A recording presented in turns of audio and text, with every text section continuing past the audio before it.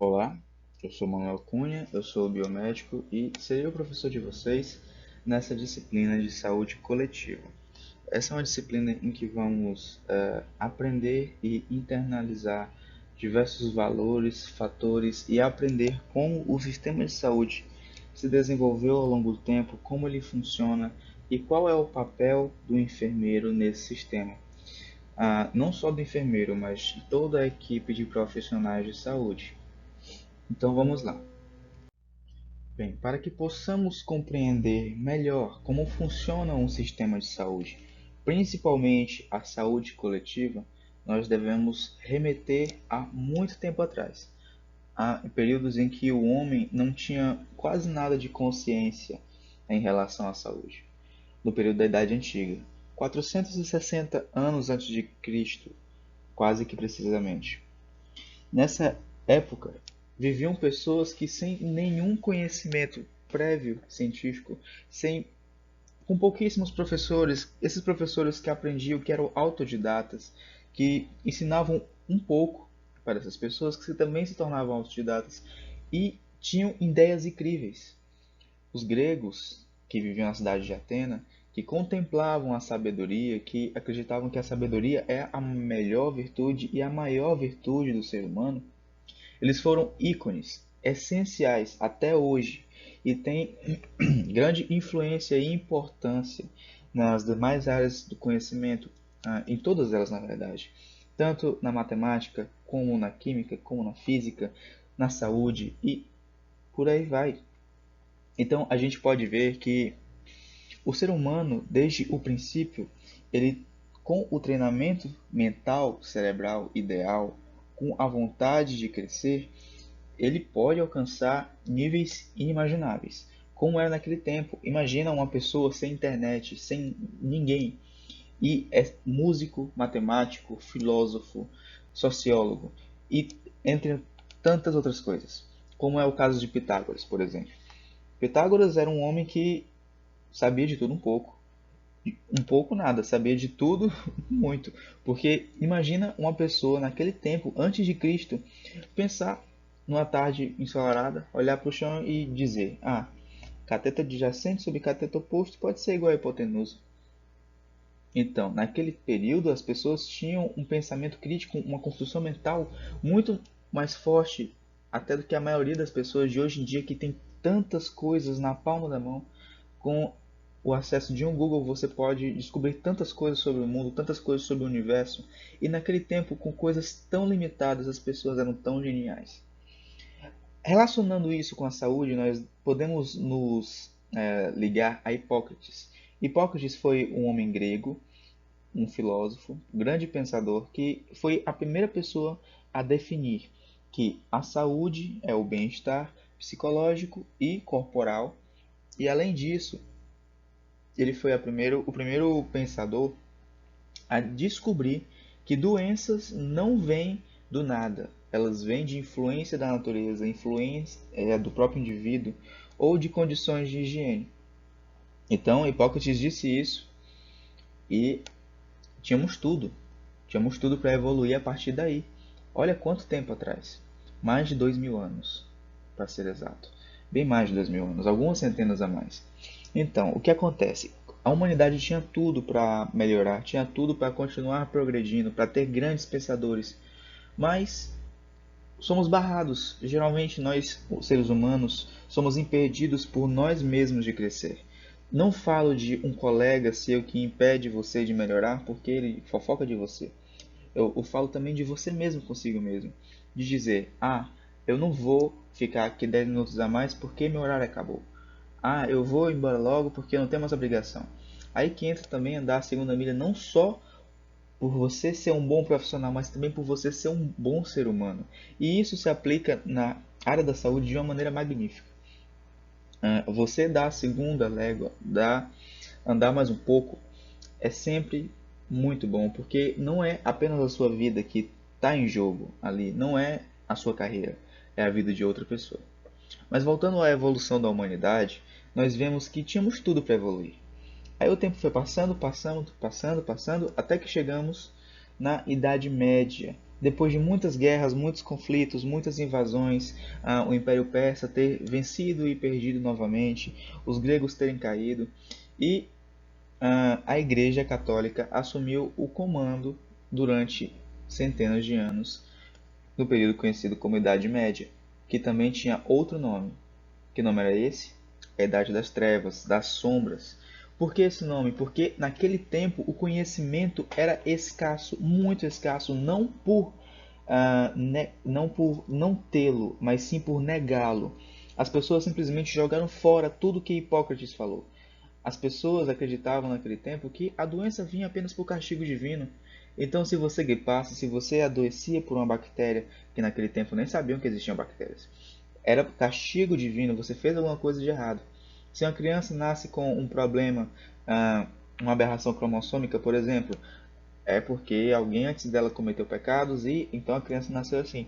Então, tudo aquilo que foi descrito por pensadores gregos centenas de anos atrás, em centenas de anos de evolução, por diversos médicos, como até mesmo Lucas, citado no período bíblico, foi jogado fora e translocado por coisas que são absurdas, hábitos absurdos, por exemplo, hábitos de higiene naquele tempo, em que as pessoas faziam suas necessidades durante a noite em pequenos recipientes de madeira embaixo de suas camas e no amanhecer do dia eles dispensavam, jogavam pela janela na rua. Então imagina como era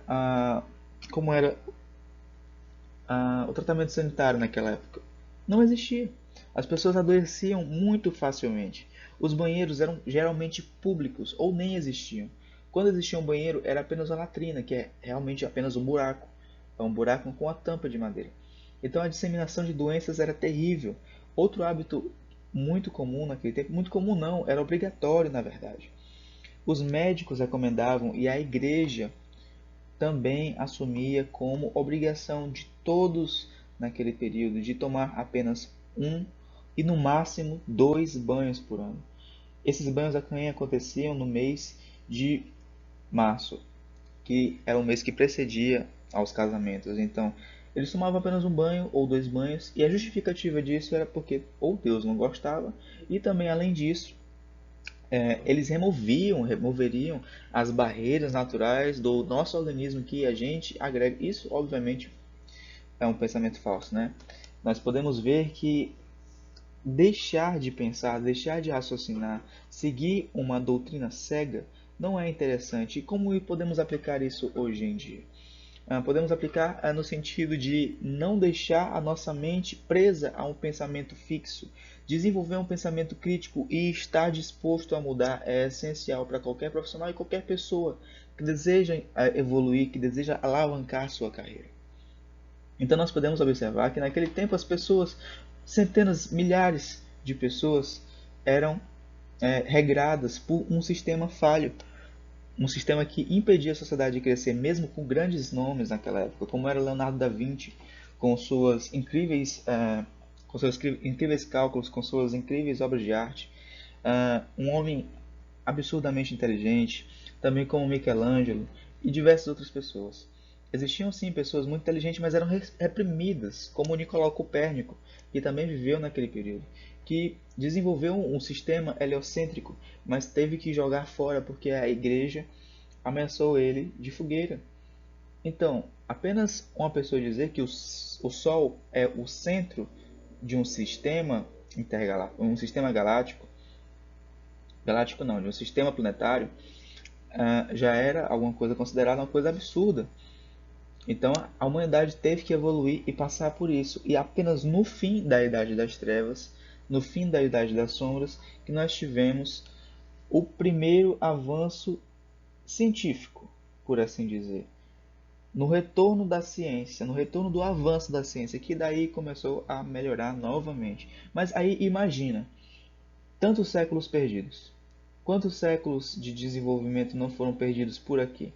Sem contar também que esse foi um período de grandes navegações, em que essas pessoas que moravam na Europa, viviam na Europa, ingleses, especialmente britânicos, espanhóis, portugueses, que seguiam esses costumes extremamente católicos e duros, invadiam outras sociedades e até sociedades mais evoluídas, como por exemplo os Incas, que tinham um sistema de tubulação de esgoto incrível e invejado por arquitetos de hoje em dia, que simplesmente acabaram porque eles influenciaram de maneira negativa.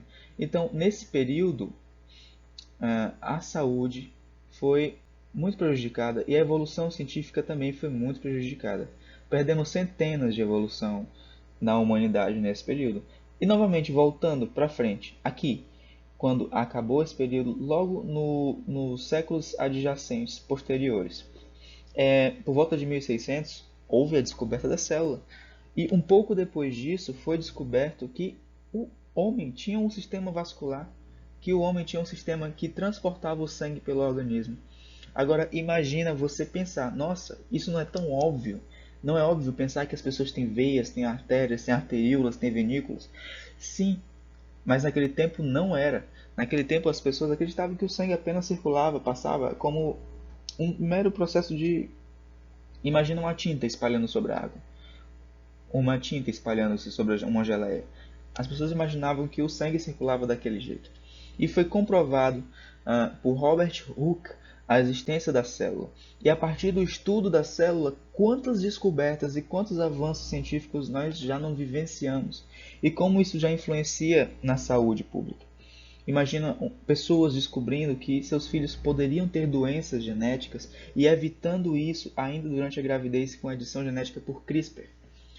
Então, esse momento, esse marco da história foi excepcional. As pessoas puderam ver que o organismo não é uma unidade, mas sim uma divisão de sistemas que é subdividida em centenas, milhares, milhões e por que não bilhões de microsistemas, em que cada célula tem sua função, cada célula tem sua morfologia. O macrófago não é igual a uma célula dendrítica, que não é igual a uma hemácia, que não é igual a um qualquer outro tipo de célula que a gente pode imaginar. Então, a gente pode desenvolver um pensamento crítico a partir de apenas do estudo da história. E como a sociedade evoluiu e a saúde também evoluiu. A expectativa de vida foi crescendo de acordo com o avançar do tempo. Então, as pessoas hoje vivem muito mais do que viviam 5 anos atrás. 10 anos atrás, 15 anos atrás. Por quê? Porque o desenvolvimento da ciência provoca uma agilidade de processos em saúde. Então, uma cirurgia que era muito complicada 10 anos atrás, hoje em dia, por causa de um computador que pode ter sido lançado, se torna muito mais simples. Hoje em dia, existem até cirurgias feitas por computadores. Então, o avanço científico, o avanço na saúde, vem sendo algo exponencial desde que foi esquecida essa mentalidade retrógrada. A partir daí, nós chegamos nos dias atuais, o dia em que vivemos uma pandemia. E como podemos ver isso num âmbito crítico, imaginando a pandemia de uma maneira crítica? Nós vemos que existem muitas pessoas que fazem desdém com vacina, com bons hábitos de biossegurança, como passar álcool nas mãos, usar máscara em público, ambientes fechados, ambientes sem circulação e até mesmo em ambientes abertos. E fazem desdém disso e dizem que isso não existe. Isso é simplesmente jogar fora centenas de anos de evolução, centenas de anos e dezenas de décadas, ou dezenas de anos de cientistas que passaram a vida inteira pesquisando sobre um tema, que pesquisaram sobre o vírus, que descobriram que o vírus é uma partícula que não tem metabolismo próprio, é uma partícula que tem é formada apenas de proteínas e que usa o maquinário celular de um hospedeiro para se reproduzir. E imagina hoje como seria tratada uma pandemia sem esses cientistas, sem esses avanços em tecnologia. Então não se pode, principalmente como profissional da saúde, jogar isso fora, deixando de usar um álcool em gel, uma coisa tão simples, usar máscara, ou então apoiando, eu vou tirar minha máscara aqui porque fulano tirou, então tá tudo bem. Não, nós somos profissionais da saúde, somos enfermeiros, somos médicos, somos dentistas, somos biomédicos, então tudo isso remete à nossa profissão, remete à nossa característica de profissional. Agora, trazendo um pouco para o Brasil, vamos falar de SUS. SUS, o Sistema Único de Saúde, ele foi trabalhado e desenvolvido na Constituição de 88, mas apenas em 1990, através da Lei 8080, que foi chamada Lei Orgânica de Saúde, que é vigente até hoje, com apenas algumas modificações, o SUS foi implementado. E o SUS é um sistema único. Eu digo não pela nomenclatura, mas eu digo um sistema que existe apenas no Brasil e funciona. Como funciona? No papel, funciona muito melhor. O que faz com que o SUS tenha falhas? Erros profissionais, erros humanos, obviamente, a corrupção de nosso país e pessoas que não acreditam nesse sistema. Agora, imagina o Brasil vivenciando um momento de pandemia, como é esse que vivemos agora, com necessidade de vacina, necessidade de vacinação, sem um sistema único de saúde, sem que o nosso país providencie, através de um sistema totalmente gratuito entre aspas, né, porque realmente existem impostos no Brasil, são até abusivos, mas quando aplicados ao SUS são justificáveis. Imagina o país sem um sistema para comprar vacina e te dar a vacina no dia X. Pode ir até um enfermeiro na sua casa vacinar seu avô, sua avó, sua mãe, seu esposo, sua namorada, seja quem for. Então, 98% das vacinas do nosso país são feitas pelo SUS. São mais de 18 vacinas que previnem mais de 20 doenças, todas gratuitas, oferecidas pelo Estado, oferecidas pelo próprio sistema. Então temos que ter um zelo por esse sistema, temos que ter um amor pelo SUS. Eu sou suspeito para falar disso porque eu trabalho com SUS, eu trabalho em uma cidade pequena e sempre nós temos que dar a cara a tapa, temos que fazer andar a segunda milha, andar a segunda légua, ficar 10 minutos a mais do trabalho, porque principalmente no Sistema Único de Saúde vai ser uma pessoa humilde, vai chegar uma pessoa que não tem condição de fazer um exame, que não tem condição de pedir uma consulta e ir no outro dia porque ela mora muito longe do consultório, que ela mora muito longe de quaisquer outras condições de saúde que ela precise. Então ela precisa que você faça um esforço, um pouquinho de esforço. E por que não fazer esse esforço? Por que não ajudar essa vida? O problema do SUS também são profissionais displicentes, profissionais que não estão dispostos a ajudar realmente, que estão lá apenas para bater o ponto, que sequer vão trabalhar, porque como é um sistema público no país, como o Brasil, que tem uma desigualdade social discrepante e muito grande, nós temos que existem muita gente que se aproveita disso para deixar de fazer um bom trabalho, deixar de trabalhar e deixar de ajudar o próximo. E isso não deve acontecer. Em 2000 foi sancionada a emenda constitucional número 29, a EC 29. Isso é muito importante. Isso foi uma fragmentação da gestão do SUS. Isso fez com que municípios, estado e federação pudessem se unir para executar o plano do SUS. Então, um gestor de um município, ele pode receber auxílio do estado, que pode receber auxílio da federação. A federação também pode auxiliar o município diretamente, sem passar pelo estado. Então, imagina como era difícil o município ter que se virar por conta própria, com muito pouco dinheiro, um município pequeno, por exemplo, e dar conta de todo o serviço do SUS, que se trata de tratamento odontológico, fornecimento de exames, fornecimento de consultas médicas especializadas e não especializadas, auxílio maternidade e todas as outras coisas. Então, essa emenda constitucional facilitou muito o trabalho dos gestores em saúde, principalmente em cidades pequenas, mas também ajudou também no intermediário. E também temos o Programa Nacional de Imunização, que eu já citei um pouquinho. 98% das vacinas aplicadas no Brasil são fornecidas pelo SUS. Os outros 2% são comprados pela população que tem um poder aquisitivo, mas até mesmo quem tem poder aquisitivo de comprar uma vacina, muitas das vezes opta pelo SUS. Por quê? A confiabilidade é boa, a confiabilidade é totalmente confiável. O SUS é confiável. O SUS é um sistema bom, um sistema que funciona. Novamente, temos mais de 18 vacinas funcionando no Brasil com estoque, atendendo e prevenindo mais de 20 doenças, doenças básicas. Mas o que está acontecendo, principalmente nesse momento de pandemia? Existem pessoas que estão tendo aversão à vacina. desenvolvendo movimentos anti-vacina, que influenciam não só a vida delas, mas a vida de tantas outras pessoas. Imagina doenças como, por exemplo, o sarampo, que já estava quase que erradicado do Brasil, que por causa desse movimento anti-vacina está retornando, está se tornando novamente uma doença endêmica de nosso país. Então, nós como profissionais de saúde temos também a necessidade e a característica de poder chegar nas pessoas e falar por que, que elas estão certas, por que, que elas estão erradas, obviamente respeitando seus limites. Mas temos que ter a proficiência de chegar nessas pessoas e falar por que, que ela não pode deixar de se vacinar. Por que, que a vacina funciona, como a vacina funciona.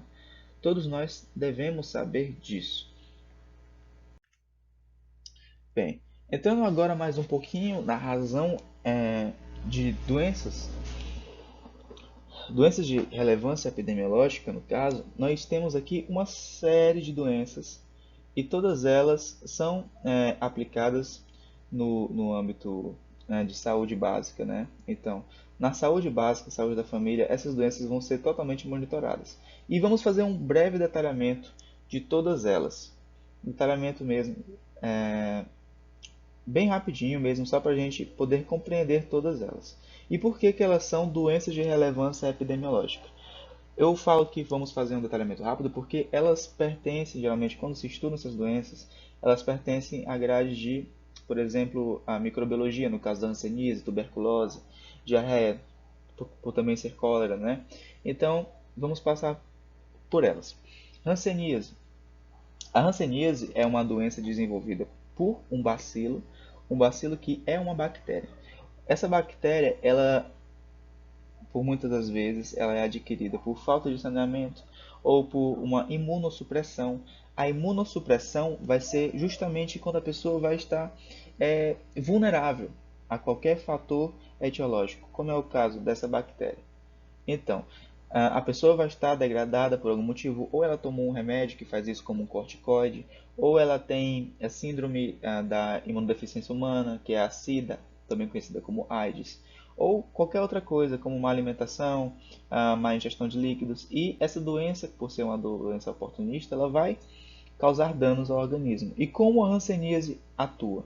Ela vai causar lesões no tecido, lesões cutâneas, que vão fazer com que a pessoa perca a sensibilidade nessas lesões. Então a pessoa não vai sentir o tato, não vai sentir calor, não vai sentir frio nessas lesões. São geralmente circulares também. A pessoa vai ter edemas, que é um inchaço na planta dos pés, e também uma sensação de formigamento desses locais, justamente por causa da porque o sistema nervoso da pessoa, os nervos daquela região estão prejudicados por causa do desenvolvimento bacteriano que causa uma espécie de degradação do tecido que vai evoluindo até a necrose. E também tem problemas no pavilhão auricular, que é um local que tem muita circulação de sangue. Então, a bactéria, como está na corrente sanguínea, ela passa muito por lá e ela tende a se estocar lá porque os vasos e vasos arteríolas e vinícolas são muito pequenos, muito estreitos, então ela tem muita facilidade de se agregar ali. Então, a hanseníase ela deve ser tratada como uma doença que é tratável, uma doença de fácil tratamento, uma doença que pode ser ah, facilmente tratada com um antibiótico e com o devido repouso. Então, vai embora o paradigma de que a lepra é incurável. Isso é coisa de centenas de anos atrás. A lepra é curável sim, nem se fala mais o nome lepra, se usa sempre hanseníase. Então o tratamento é bem simples. Tuberculose, a mesma coisa. A tuberculose é uma doença que ataca os pulmões, ataca o trato respiratório, proporcionada também por bacilos gram-negativos, que vão se estocar nos pulmões e vão causar danos a ele. Esses bacilos podem ser adquiridos no meio, né? Então a pessoa ela pode não estar necessariamente imunossuprimida para desenvolver a tuberculose, mas ela vai ter essa infecção por essa bactéria. E como é feito o diagnóstico? Geralmente, em infecções bacterianas, quando o médico suspeita de uma infecção bacteriana, é pedindo a baciloscopia, que é o exame microscópico das bactérias. No caso da tuberculose da hanseníase, também pode ser feita uma cultura para verificar a espécie causadora e assim confirmar a doença. Mas o fator mais importante é o fator epidemiológico, porque a pessoa vai dizer por onde andou, o que ela andou fazendo nos últimos dias, e isso vai ajudar o médico, ajudar os profissionais de saúde, ajudar os enfermeiros a terem consciência do que fazer e saberem como agir daí para frente. A diarreia também. A diarreia pode ser um sintoma. A diarreia, na verdade, é um sintoma. E ela é causada muitas das vezes por bactérias. Geralmente a bactéria da cólera, que é o Vibrião, que ela é adquirida em meios sanitários ruins. Então, se a pessoa tem um mau tratamento de água, tem um mau tratamento de esgoto, ela pode adquirir cólera, que pode causar diarreia crônica. Além disso, também temos parasitoses intestinais, como é o caso da amebíase, como é o caso da ascaridíase, e principalmente a giardíase. A giardíase que é uma das maiores causas de diarreia. Então, a diarreia é um indicador de saneamento básico. A pessoa não tem água tratada, não tem água potável, ela vai desenvolver um quadro de diarreia. Temos a hipertensão, que já é uma doença mais comum, ela tem relevância epidemiológica por levar o paciente muitas vezes a óbito, como comorbidade, e também por necessitar de tratamento com medicação. Como o SUS oferece medicação gratuita a quase todas essas doenças, a hipertensão deve ser monitorada também. A hipertensão, falando brevemente, nada mais é do que o aumento da pressão arterial causado pelo estreitamento dos vasos ou desregulação do sistema parasimpático e simpático, que vão controlar se o vaso se estreita ou se retrai. Também pode ser causada por excesso de gordura nos órgãos circulatórios, como o coração, causado também por insuficiência cardíaca e por aí vai. Temos o diabetes também, diabetes mellitus, pode ser o mellitus tipo 1, o tipo 2, sendo que no tipo 1 vai ser causado por um problema genético em que as pessoas vão desenvolver, não vão desenvolver na verdade, elas vão ter a ausência de células específicas no pâncreas que são produtoras de insulina. Então, no diabetes tipo 1, a pessoa não tem insulina. Já no diabetes tipo 2, a pessoa tem insulina. Ela vai ter insulina, mas essa insulina não vai ser, como posso dizer, ela não vai ser suficiente para carregar a glicose circulante para as células. Então, o nível de glicose no sangue sobe. E se o nível de glicose no sangue sobe, a pessoa tem todos os problemas que essa doença pode causar, como principalmente a perda de alguns membros e a dificuldade na cicatrização. Depois disso temos a dengue, uma doença muito discutida, uma doença muito falada. A dengue é uma doença de grande relevância endêmica no Brasil, África e vários outros países. E ela tem essa relevância por ser uma arbovirose e o nosso clima tropical favorece a reprodução do vetor dessa doença. Então, a profilaxia de doenças de arboviroses é o combate ao vetor, é o combate ao mosquito, o combate ao Aedes aegypti. Então, como é uma doença também que pode levar a óbito facilmente, se não tratada, a dengue ela tem que ter esse monitoramento. E por ser uma doença muito comum, todos os profissionais de saúde devem saber como lidar e como identificar quadros de dengue, principalmente pelos sintomas. Olhando exames laboratoriais, na dengue, o nível de plaquetas da pessoa vai estar muito, muito baixo. O nível de plaquetas da pessoa vai estar baixo. E isso vai refletir como? Ela vai ter dificuldades na cicatrização, já que as plaquetas têm função de causar a coagulação, de facilitar a pessoa de ter uma reconstrução tecidual. Então, se a pessoa tem uma dificuldade para reconstruir tecidos, ela pode sangrar muito facilmente. Daí que surge a dengue hemorrágica. E a dengue hemorrágica pode ser fatal. já que a pessoa pode perder muito sangue, perder volemia até deixar e entrar em choque por causa disso. Depois da dengue temos a malária. A malária também é uma arbovirose, pode ser combatida através do combate ao vetor, né? Ah, o vetor da malária, que vai ser o Anopheles, também conhecido como mosquito palha. Ele é endêmico no Brasil, principalmente na região norte, e tivemos um caso agora em Miguel Alves, que é justamente o município em que eu trabalho, que estamos realizando um trabalho de vigilância sanitária. O que acontece? Vem uma pessoa lá do norte, passa alguns dias no interior da cidade. Aqui no Piauí, e assim como vários outros estados do Brasil, tem o mosquito, tem o anófeles. Então, o mosquito que não tinha a doença, que não tinha o protozoário, passa a ter porque ele vai picar o infectado. Então, esse mosquito infectado vai fazer seu ciclo de vida, vai e pica uma pessoa saudável. E essa pessoa saudável vai transmitir a doença da mesma forma. Então, uma pessoa que vem de outro estado para uma região não endêmica da doença, uma região que não tem essa doença comumente, ela pode causar todo esse desbalanço, né? E a malária vai ter como sintomas principalmente a febre intermitente, vai ser uma febre geralmente no final da tarde, vai ser geralmente na boca da noite, e vai ter alguns danos severos, como dano hepático, causando também icterícia. A icterícia, que é o acúmulo de bilirrubina no sangue. Essa bilirrubina vai fazer com que a pessoa pareça amarela. Então, os olhos dela vão se tornar amarelos e a pele dela vai se tornar amarela. É muito importante lembrar-se disso. Icterícia. Daí temos a influenza que é a gripe, que tem vários e vários tipos de influenza. Temos campanhas de vacinação todos os anos que devem ser cumpridas por todos os profissionais e todas as pessoas que puderem ser alcançadas. A influenza não deve ser subjugada, não deve ser relevada, ela tem grande relevância. E depois disso temos a leishmaniose visceral, que é o calazar, por assim dizer. Ele vai ser transmitido também através do mosquito, que vai picar o hospedeiro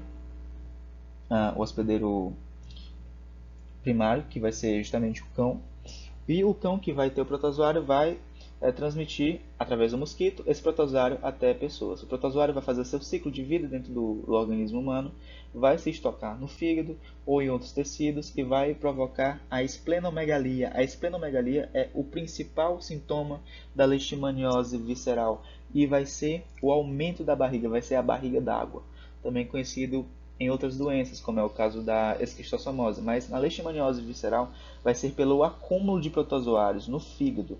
Esse acúmulo de protozoários no fígado vai desregular o metabolismo de líquidos e o pâncreas não vai conseguir absorver bem o sangue. Então, o sangue e os líquidos vão começar a fluir mal e os líquidos vão começar a se acumular na região do abdômen.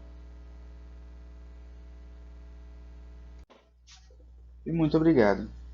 Ah, essa é a bibliografia indicada para esses conteúdos. Aqui nós temos a Diamato, as doenças transmissíveis. A grande parte das doenças que a gente trabalhou aqui podem ser encontradas lá. E também temos o SUS.